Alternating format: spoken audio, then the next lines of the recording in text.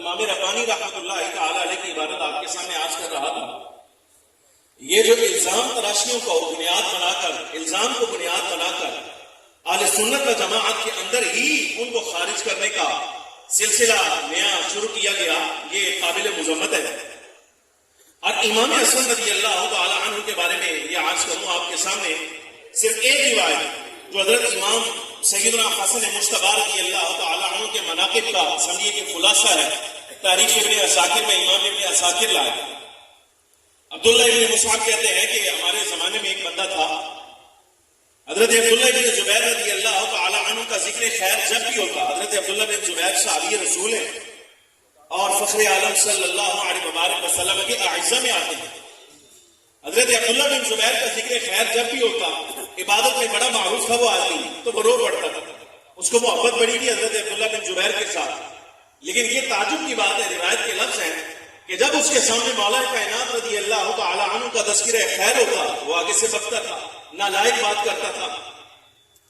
عبداللہ بن مصعب کہتے ہیں کہ ہم نے اس بندے کو بلایا اور بلا کر کہا یہ کیسے تعجب کی بات ہے کہ حضرت سیدنا عبداللہ بن زبیر رضی اللہ تعالی عنہ کا ذکر خیر آئے تو تمہاری آنکھوں میں آنسو آ جاتے ہیں، لیکن حضرت مولا کائنات رضی اللہ تعالی عنہ کا تذکرہ مبارک آئے تو تم آگے سے ان کے بارے میں نالائق بات کرتے ہو. یہ کیسے ہو سکتا ہے؟ تمہیں فرق سمجھ نہیں آتا. اگر حضرت عبداللہ بن زبیر رضی اللہ تعالی عنہ کی زندگی کے سارے ایام اور سارے ان کے کارنامے اکٹھے کر لیے جائیں تو اس شخص نے کہا کہ یہ یاد رکھنا مولا کائنات رضی اللہ تعالی عنہ کی حیات مبارکہ کی نہ ایک دن کے برابر ہو سکتی ہے حضرت عبداللہ بن زبیر کی زندگی، اور نہ ہی ایک شام کے برابر ہو سکتی ہے. کہا آؤ ہم تمہیں بتاتے ہیں کہ مولا کائنات رضی اللہ تعالی عنہ کا مقام مرتبہ کیا ہے حضرت عبداللہ بن زبیر کے نظر میں، کہ جن کو تم بڑا پیار کرتے ہو، بڑی محبت کرتے ہو.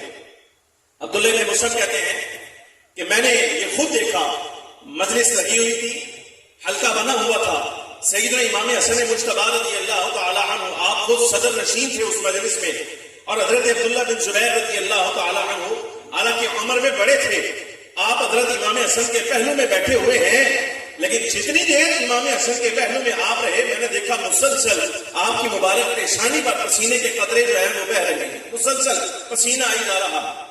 عبداللہ بن مصعب کہتے ہیں کہ ہمیں بڑی پریشانی ہوئی، بڑی حیرانگی ہوئی یہ دیکھ کر کہ حضرت سیدنا عبداللہ بن زبیر رضی اللہ تعالی عنہ عمر میں بھی بڑے ہیں، بزرگی بھی ہے، سب کچھ ہے، لیکن اس سب کے باوجود امام حسن کے پہلو میں جب بیٹھے ہیں تو پسینہ کیوں آ رہا ہے؟ آپ فرماتے مجلس برخاست ہوئی، حضرت عبداللہ بن زبیر رضی اللہ تعالیٰ عنہ سے جا کر ہمیں پوچھا کہ ہمیں حیرانگی ہے، ہماری پریشانی دور فرمائی. امام حسن کے پہلو میں بیٹھ کر آپ فضیلت مآب ہیں، آپ کے اپنے مناقب ہیں، شان و عظمت بھی ہے، لیکن یہ کیسے تعجب کی بات ہے کہ امام حسن رضی اللہ تعالیٰ عنہ کے پہلو میں جس وقت آپ بیٹھے ہیں تو آپ کی پیشانی پر پسینے آ رہے ہیں، ایسا کیوں ہوا؟ تو آپ نے جو جواب دیا وہ جواب بڑا سننے کے لائق تھا. اور امام حسن رضی اللہ تعالی عنہ کے فضائل و مناقب کا یہ خلاصہ ہے جملہ جو حضرت عبداللہ بن زبیر رضی اللہ تعالی عنہ نے آپ کی منقبت کے طور پر کہا. فرمایا عبداللہ یہ یاد رکھنا، اگرچہ ہمیں سرکار دو عالم صلی اللہ علیہ وسلم کی جناب سے بڑی عنایات ملی ہے، ہمیں امام الانبیاء صلی اللہ علیہ وبارک وسلم نے اپنی توجہات میں رکھا ہے، ہم نے سرکار سے تربیت پائی ہے، لیکن یہ یاد رکھو حسن جس کے پہلو میں موجود تھا، دیکھو یہ یاد رکھنا عبداللہ زبیر کا بیٹا ہے اور حسن فاطمہ زہرا کا بیٹا ہے، انہو ابن فاطمہ، فاطمہ زہرا کا بیٹا ہے. لا واللہ ما قامت النساء عن مثلہ، اور لفظ یہ ہے عبارت کے حضرت عبداللہ بن زبیر رضی اللہ تعالیٰ نے فرمایا، پنجابی میں اس کا ترجمہ یہ بنتا ہے لا واللہ ما قامت النساء عن مثلہ. یہ یاد رکھنا کہ ماما روز روز حسن جائے پتر نہیں جمتی ہوں.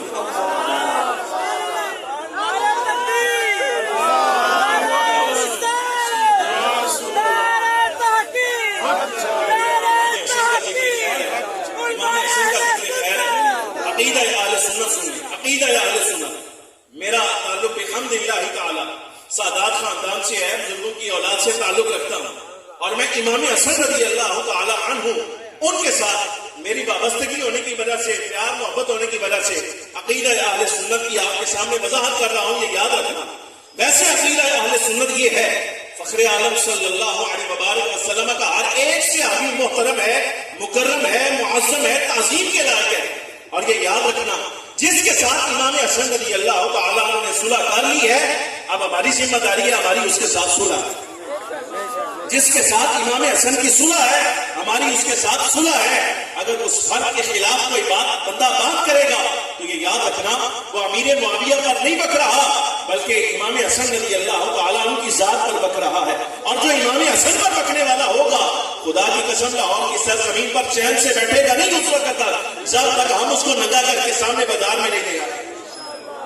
یہ آپ نے یاد رکھنا ہے، اس لیے کہ آج کل نعرہ یہی ہے کہ محبت اہل بیت جو ہے وہ اہل سنت سے نکل گئی ہے۔ یہ محبت اہل بیت کا تقاضا ہے۔ امام حسن رضی اللہ تعالیٰ عنہ کے ساتھ جس کی صلح ہے اس کے ساتھ ہماری صلح ہے۔ اور یہ بھی جملہ داتا صاحب رحمۃ اللہ تعالیٰ علیہ کے قدموں کو ہاتھ لگا کے کہتا ہوں، جس کے ساتھ امام علی مقام سید الشہداء حضرت امام حسین رضی اللہ تعالیٰ عنہ کی جنگ ہے اس کے ساتھ ہماری جنگ ہے۔ اس کے بارے میں ہمارے لیے ہماری طرف سے کوئی تعریف کے کلمے نہیں نکل سکتے۔ یہ عقیدہ اہل سنت و جماعت ہے۔ گرامی حضرات، حدیث مبارکہ کی روشنی میں یہ یاد رکھیں، بارگاہ نبی صلی اللہ علیہ وبارک وسلم میں امام حسن رضی اللہ تعالیٰ عنہ کا مقام بھی وہی ہے جو سیدنا امام حسین رضی اللہ تعالیٰ عنہ کا ہے، بلکہ سرکار نے خود اس کی وضاحت فرمائی تھی۔ فرمایا تھا یہ میری بارگاہ میں دونوں برابر ہیں، میری بارگاہ میں پیار اور محبت کے لائق ہونے میں یہ دونوں برابر ہے۔